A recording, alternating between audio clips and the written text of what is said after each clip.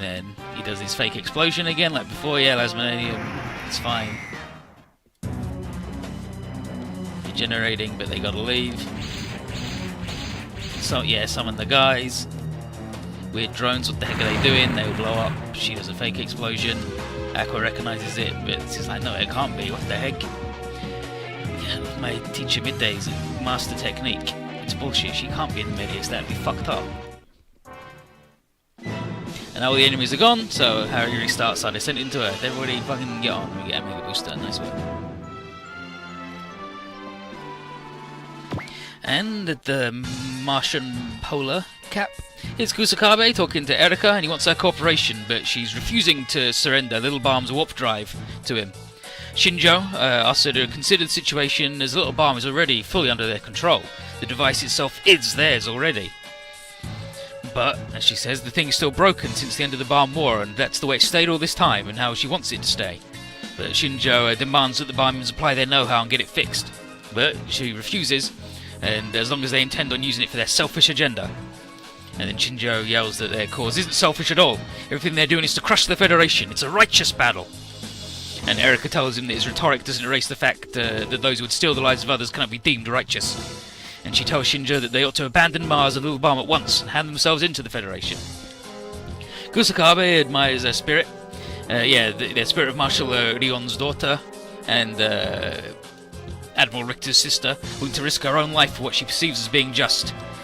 And he says that while they're called Martian successors, they originally lived on Jupiter, and it was where many of his people beheld the end of the Balm War. And she's like, and your point is? And he says that they observed their brother's final moments and saw in him a true warrior and commander. And Erika is like, please do not glorify Richter's death. But Kusakabe says that he had not struck down the traitorous Ulban, the war wouldn't have ended, and thus his spirit, courage and resolve left a deep mark on all Jovians. Erika says that her brother is also guilty of countless innocent Earthling deaths, and it was his desire to repay that debt that led him to lay down his life. And then Shinjo says that they're admiring her brother. And she says, are you prepared to do what my brother did? Would you end your own lives in recompense for the lives of others you've taken with your act? And she asks if they know the words, fervour is not blind obedience. And of course, Kusakabe does. And Erika takes both their groups to be wholly irreconcilable, and that's that. So Shinjo puts all the cards on the table. They want the warp drive fixed, and if the Balmians don't comply, then they can't guarantee the Balmians' safety, and that includes hers. And Kusakabe can see that her spirit won't break easily, even against such threats, but what about the other way around? She's the beloved leader of all the Balmians, the one who after a long voyage through space secured a new home and now leads them. Surely the people themselves would accept any demand if it meant Erika's safety. And she frowns at their bullshit garbage that they're doing. And Shinjo says that those who trail the path of righteousness must remove those who impede their journey. And Kusakabe declares that Erika will be under arrest, and if the Balmians do as told, then no harm will come to her or them. But again, she stands firm, and he's like, no, dude. And Shinjo says, would you remain as firm if you knew the danger about to befall Kazuya? And Kusakabe knows how he and his companions escaped Mars for Earth. Of course, pursuers are already catching up to try and seize them, and the successors will use any and all means necessary to secure victory, just as they did with Yorika Mizumaru. And then Erika tells them to go try whatever they want with Kazuya. And they're like, you would abandon him for your morals? She said, no, just wouldn't bow down to you people. He'll go and fight him for what's right, even if he's the only one left. His bravery and conviction inspire many, and his fists will always destroy evil. And Kusakabe is willing to pit his righteousness with hers and Kazuya's, but time will tell which will be victorious. By the way, it's the good guys. Spoilers. But Kusakabe tells Shinjo to lock her up, but to do so, like, nicely. They're anime, and she's a princess after all.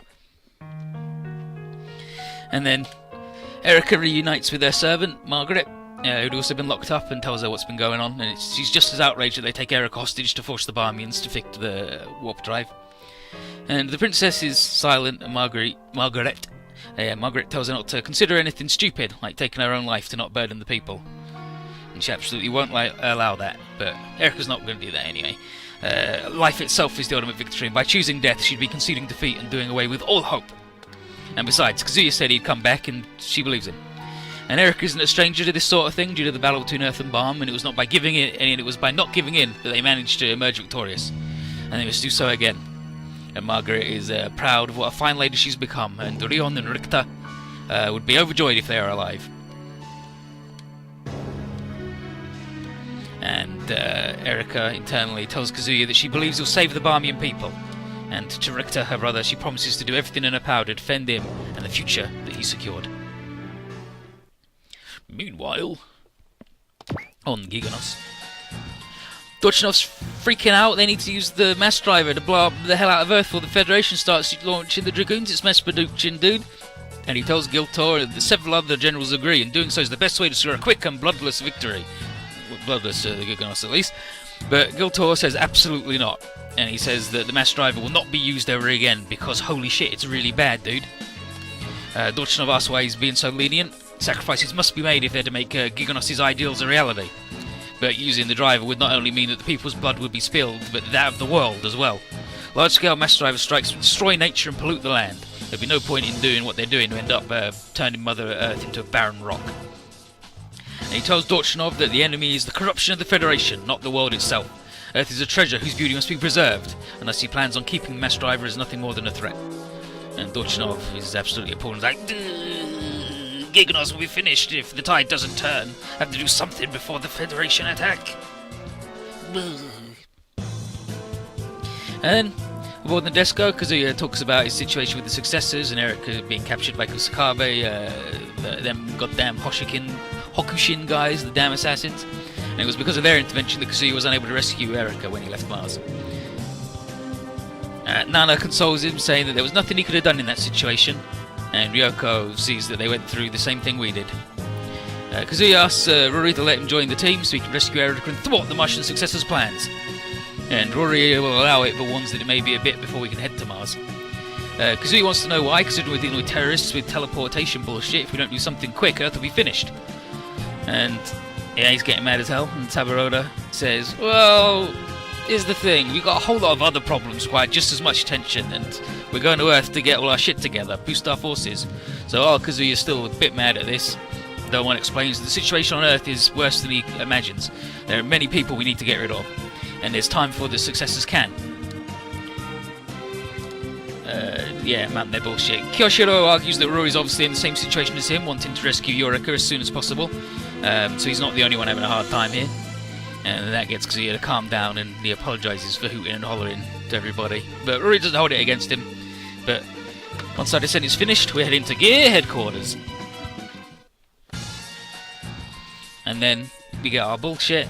Hugo talking to Aqua about the Lasmonanium and Albero Est and the bullshit and all the garbage. The same thing has happened before. And then gets everybody up to speed on the other bullshit. But we'll do the Cliff Notes version that Brunom's given us. But yeah, he fought the Devil Gundam, and they want to do the Medius Legot be it because everybody died, and they all died and it sucked.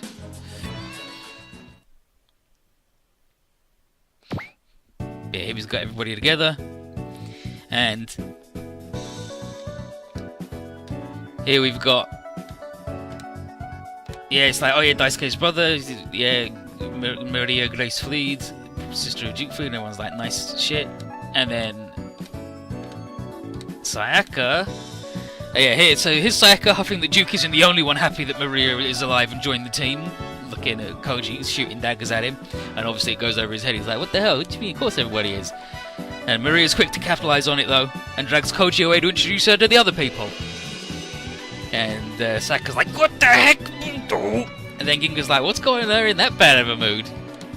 And then Eris and Hokuto here are like, Ginga, not too smart, is he? And then Tetsuya shows up, and Ginga's like, hey, who's the old guy? Yeah, Osan, who's the old guy, huh? And Tetsuya's like, old man, what? And Jin said, well, old man? Old man? I'm the old man. And then Jin says, hey, any person who's older than the kids is going to be an old man to kids like him. And Tetsuya's like, but I'm still a teenager. And Ginga's like, what the heck, are you kidding me? I'm sorry, dude, I'm sorry. But yeah, and then here's Brunom's note. Tetsuya was originally 22, but then he was changed to 18 from episode 19 of Great Mazinger onwards. So he's like, I can't believe that dude's what.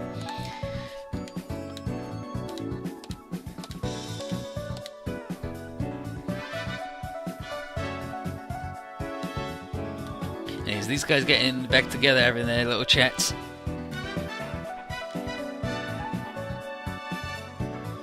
And here's Vega getting Sailor Moon vibes from the Nobel Gundam.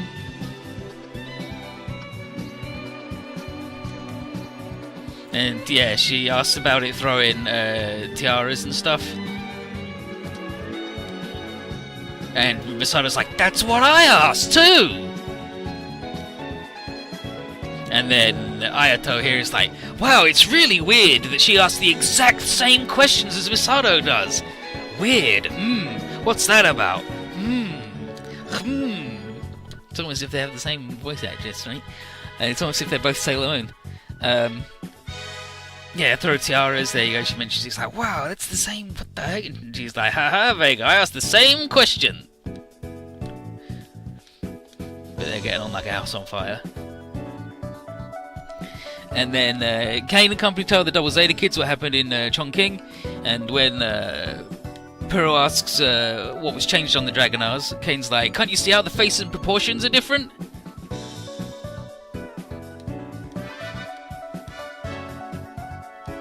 Yeah, can't you? Yeah, proportion were different. She's like, oh, really? And then Elle's like, oh, so they're Dragonars Mark II? It's like, Mark II? No, they're Dragonar Customs. They're the Customs, damn it. It's like, oh yeah, but D3 looks mostly the same. It's like, it's all on the inside, right? These fucking idiots.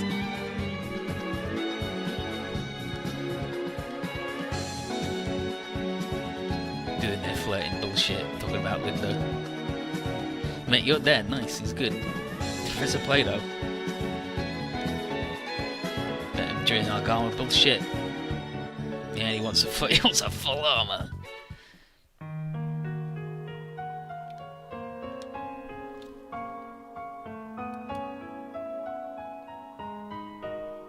Oh, okay, and then Kazuya apparently reports that Mars was conquered, and Kane and Koji are like, wait, another alien group showed up? And Haruka says, would be professionals to the successors, right? And then there's this extra scene, which is, it's been a long time, Shah, since the Grips conflict, wasn't it?